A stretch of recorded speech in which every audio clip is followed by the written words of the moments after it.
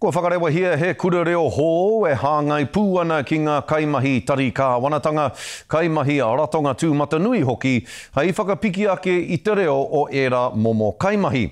Aha koa te hia o tēnei ka wanatanga ki te tāmi i te reo Māori ka tū tonu, tēnei kura reo whakahirahira, kei a Moana Makaperuli ngā whakamārama.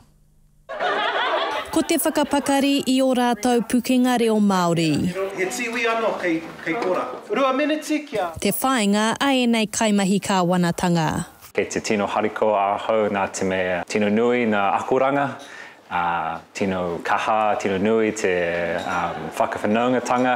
Kia koutou ki te whakaingoa i toko torotu. Ka pai?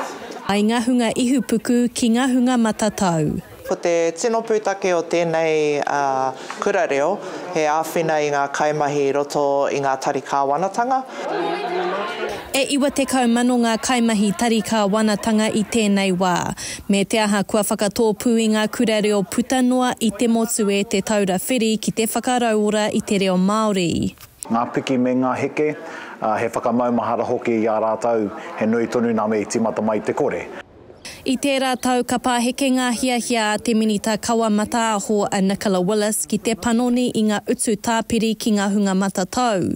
Ka nui te mihi kia koutou. Can I say kia ora, good afternoon everyone. Ka whakahau te Premier i tāna tau toko mō ngā hunga ako i te reo, aha kua ngā hiahia a te kāwanatanga kia panoni i te reo Māori ki ngā tari kāwanatanga. E ki tēnei ahau, kei konei tēnei me te aroha ki tō tātou reo. Aha ko e whiu ana.